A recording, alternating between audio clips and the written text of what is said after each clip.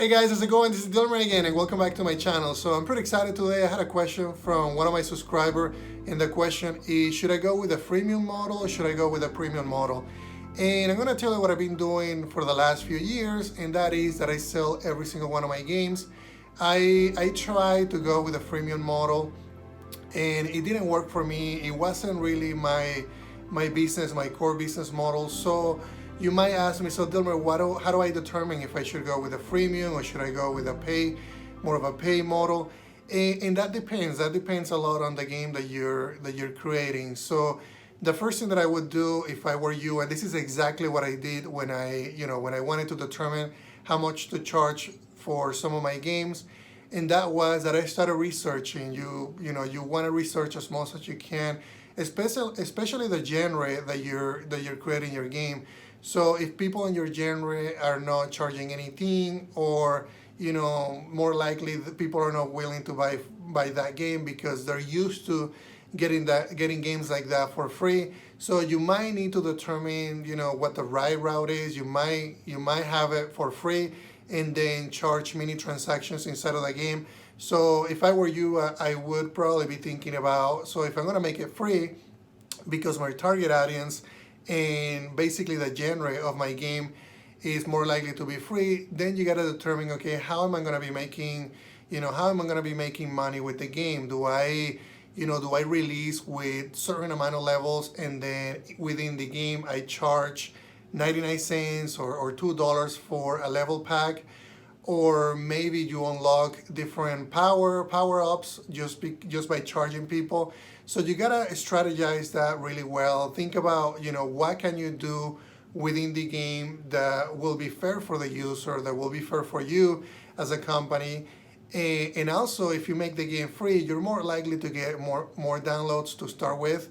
A lot of people are, especially in the mobile market, they're not really likely to download your game, especially if they don't know who the author is. So that might be a good way for getting yourself into the market.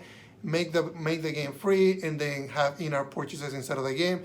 See how the market behaves. See how the downloads are behaving, and then if it works for you, you're getting enough transactions, then that might be the business model to go with. One thing that I really want to tell you right now is I don't want you to get sad just because you didn't get many downloads or just because you didn't get in-app purchases. You want to make sure that you're measuring this really well. And also, something else that I've done in the past is I do Facebook ads before I actually release the game. So I might set up a campaign with a banner about the game that I'm going to be releasing, and then maybe I would say in the description, hey, check out my game, this is what I'm working on, and it's about to come live a month from now, 2 months from now. Basically have a release date there, and then have a click more button in the ad, so that people that are really excited about that game, they're willing to click on it, and then who is it that is going to be downloading your game. And the way that you know this is because when you're setting up a Facebook ad, you're going to be able to set up a target. So if you have an understanding of your audience, or if you have no idea who your audience is, I will do a little bit of more research before you create an ad. And then once you know who your audience is, maybe you're creating a puzzle game, and this puzzle game is minimalistic, and this is what I do. Then you want to be able to find people in that niche. Maybe look for pages in Facebook or groups in Facebook where people that like those games are willing to be. Then find out the age, the demographics of who is actually going to be able to download your game or like your game.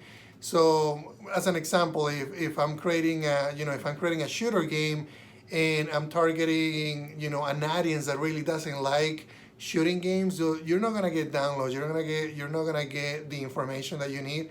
You want to be able to nail down that information as much as you can when you're creating a campaign.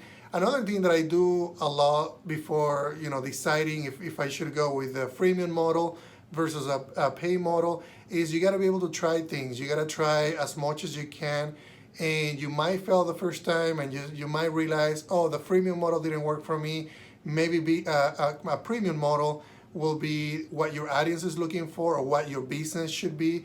And that's what I did. I did, my first games were mostly paid, and then I did a freemium model that didn't really work for me, and then I move again back to more of a premium model. Another thing that I done is I do premium because I already have an audience. I already proved that a premium model works well for me. I know that I'm gonna get a certain amount of downloads from the people that have been following for a long time, and then I also have pretty fine campaigns in Facebook that I have proven to work. So I have more of a experience because I've been doing this for many years. So that's what I want to get you to be is be evaluating what's working for you, what doesn't work for you.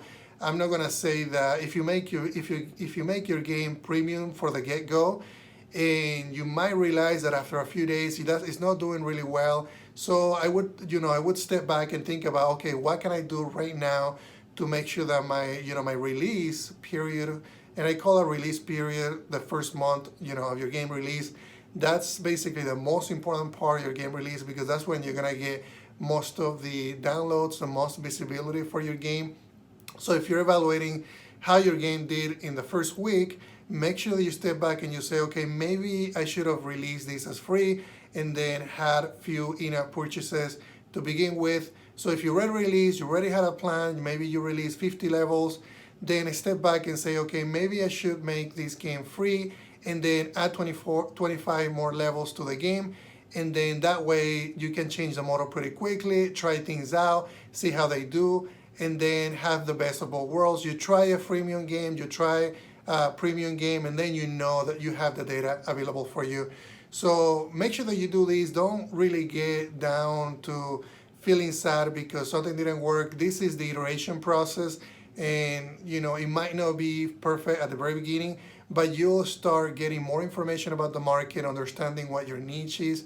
And that's what's important, because if you're building games for a specific niche, and that's the niche that you really want to do long term, you need to understand them. You need to understand who the demographic is.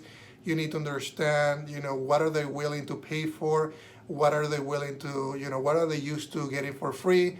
And it doesn't mean that you need to make everything free just because everybody else is doing the same thing. No, what I want to do is I want you to understand what's happening in the market right now.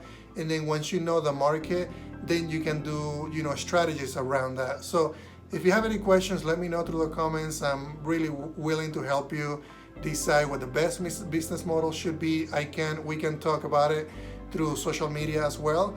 And don't forget to share this video. Don't forget to like this video and subscribe to the next videos. Thank you, guys.